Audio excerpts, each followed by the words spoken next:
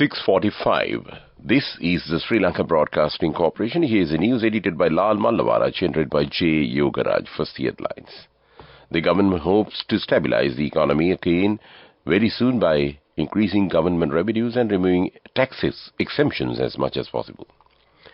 Sri Lanka earns 3,480 billion rupees as export income up to November 30. SLTB to boost public transport with 200 new buses in 2024. Conducting tuition classes and related activities targeting the advanced level exam are prohibited from today. Lanka Sathosa further reduces prices of food items. 60.5% of the households reported decrease in monthly income. News overseas. India's DEC chief Vijay dies after testing COVID positive. In sports, South Africa beat India by an innings and 32 runs in the first test match at Centurion. And those are the headlines. Finance Ministry's tax policy advisor Tanuja Pereira refuted the prevailing social notion that the amendment to the value-added tax set to be enforced from 1st of January will pose significant challenges for individuals in their daily lives. She made these remarks while attending the special press conference held at the Presidential Media Centre in Colombo regarding the VAT Amendment Act and its impact. She also explained that the government hopes to stabilize the country's economy again very soon by increasing government revenues and removing tax exemptions and tax concessions as much as possible. She highlighted that the present port and airport development levy will not be charged with the implementation of VAT revision from January 1st. She pointed out that the drastic increase in government expenditure over the limited state income is a very negative situation and mentioned that the government has taken a number of policy decisions to manage the finances by limiting the government expenditure as much as possible. Accordingly, even if the VAT revision is done from 1st of January, the prices of the goods services will not increase significantly since the increase of VAT is 3% over many commodities, as most of the commodities are charged 15% VAT. Sri Lanka has managed to earn an export income of 3,480 billion rupees from the 1st of January to 1st of January to 30th November this year. Sri Lanka earned the highest export income, $2,504.82 million from the United States. In addition, Sri Lanka's merchandise has been exported to the European Union, South Asia, the Association of Southeast Asian Countries, the Commonwealth of Nations, African countries and Middle Eastern countries, according to the Sri Lanka Export Development Board. Meanwhile, Sri Lanka has managed to achieve a merchandise export revenue of $968.8 million in November, and according to the provisional data released by Sri Lanka Customs. The Export Development Board claims that Sri Lanka has been able to earn income from the export of products, including garments and textiles, tea, rubber products, coconut products, diamond, gems and jewelry, electric and electronic components, spices and concentrated products, processed food and beverages, seafood, ornamental fish, vegetables, fruits, flowers, and other export crops, boat products and petroleum products. This news comes to you from Sri Lanka Broadcasting Corporation. The Sri Lanka Transport Board has announced plans to expand its public bus fleet with the purchase of 200 new buses in 2024. SLTB Chairman Lalit D. Alvis stated the pressing need for additional buses, particularly for long-distance routes. Alvis also stated that the total requirement of 600 buses to effectively serve passengers seeking intercity travel solutions.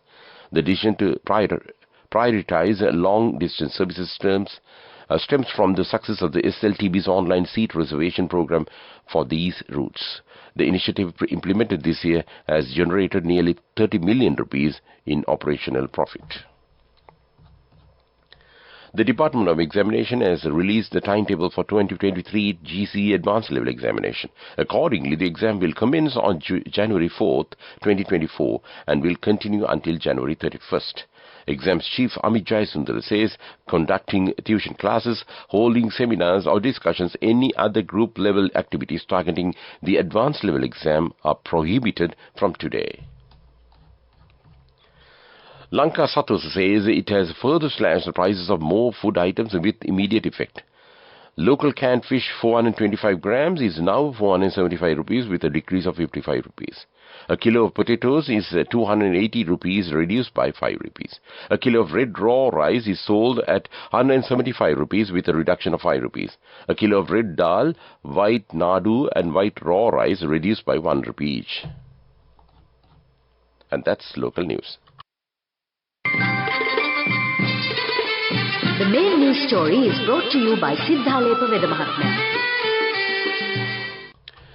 The economic crisis has left a profound impact on household finances, influencing both income and expenditure significantly, a survey conducted by the Department of Census and Statistics found.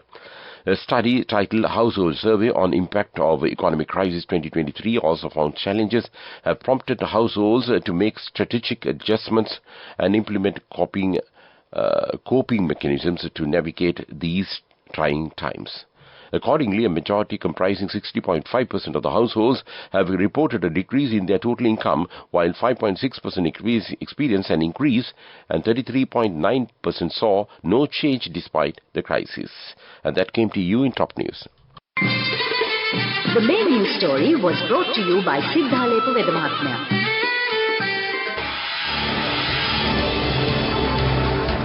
This is Watchlight. Consultant pediatrician Dr. Deepal Perera says a slight increase in upper respiratory infections incidence of influenza, a few COVID and dengue positive cases, diarrhea and vomiting among children has been reported at the Lady Ridgeway Hospital in Colombo. Due to the rainy weather conditions and the many gatherings, the number of influenza positive cases and upper respiratory infections has increased. Dr. Deepal Perera also informed people with symptoms related to influenza and COVID to wear masks and avoid mingling with people. That came to you in Watchlight. Coming up, World News. World News headlines. India's DEC chief Vijay dies after testing COVID positive. Ukraine says a cargo ship damaged by Russian mine in Black Sea. Israel warns Hezbollah and Lebanon over border fighting. And those are the headlines of the World News. Actor and DEC chief Vijay 71, died at a private hospital in Chennai on Thursday. He was on ventilator support after testing positive for COVID-19 as per his party. However, the hospital's statement mentioned that he has pneumonia. A statement by the hospital read, Captain Vijay was on ventilatory support following his admission for pneumonia. Despite the best efforts of the medical staff, he passed away in the morning on 28 December 2023. Vijay was admitted to the hospital on Tuesday for a regular health checkup. Prime Minister Narendra Modi expressed his condolences in a post on X, saying that his close friend Vijay Khan's passing leaves a void that will be hard to fill. At a Panamanian flag cargo ship has been hit by the Russian mine in the Black Sea, Ukrainian officials say. Two of the ship's crew were injured on Wednesday's explosion, which caused the ship to lose speed and control. Ukraine says the vessel had been heading to one of its ports on the Danube River to load grain. Kyiv has continued to export grain along unilaterally declared maritime corridors after Moscow pulled out of a UN-backed Black Sea grain deal. Israel will set an act to move Hezbollah from a border with Lebanon if the military group attacks continue. An Israel minister has warned. Benny Gantz said that the Israeli military would intervene if militants do not stop fighting and firing on the northern Israel. Time for a diplomatic solution was running out, he added. Meanwhile, the head of the Israel Defense Forces said troops were in high readiness for more fighting in the north. And that's World News. Development News. State Minister of Provincial Councils and Local Government Janaka Wakumbura says plans are underway to introduce online payment portals for all 341 local government bodies starting next year. He said the mobile phone application is planned to be launched by the 31st March 2024 for this purpose. The new program has been introduced in a bid to enable the general public to complete their requirement without any inconvenience. Moving on with sports news. Virat Kohli's defiant 76 failed to save India from being thrashed by an innings and 32 runs by South Africa in the first test at Centurion. India lost 7 second innings wickets in the evening session as they were bowled out for just 131 in 34.1 overs. Kohli and Shabnam Gill, 26, were the only Indian batters into double figures as Nandre Berger captured 4 wickets and Marco Jansen 3 wickets did the damage. The second and the final test starts on the 3rd January at Newlands in Cape Town. And that was sports news. Go ekatiyana youth කට life එකේ change එකට නියමෙට set වෙන්න as වහගෙන දැකපු වීන හැබැ කරන්න youth එකට නියමෙට set වෙන්න friendship එක මෙන්න. The all new NSB Ithru account, NSB IAM, a plan for your dream. Business News, sponsored by National Savings Bank, the safest place for your money. Sri Lankan Airlines recently welcomed the arrival of a wide-bodied Airbus A330-200 aircraft and wet leased from Air Belgium, giving a further boost to its fleet. The aircraft has 22 business class and 240 economic class seats and is scheduled to operate on the Frankfurt, Dhaka and Dubai routes with effect from December 29. That's today, 2023. The second aircraft from Air Belgium is due to join the Sri Lankan fleet in mid-January 2024.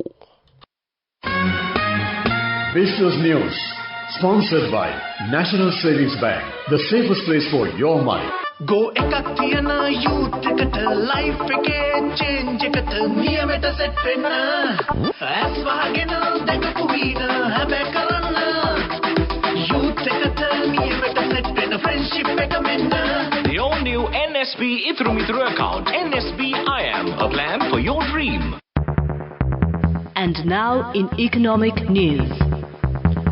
Sri Lanka's gross domestic product has expanded by 1.6% in the third quarter, the state statistics office said, as the economy recovered from the worst crisis triggered by aggressive macroeconomic policy. The economy grew amid rising taxes, but exchange rate stability provided by the largely policy and interest rates also eased as confidence returned. In industry, textile and apparel fell 10.1%, electricity and gas expanded 4.2%. And that was economic news. Weather report. The Met Department says showers or thunder showers will occur at times in eastern and rural provinces.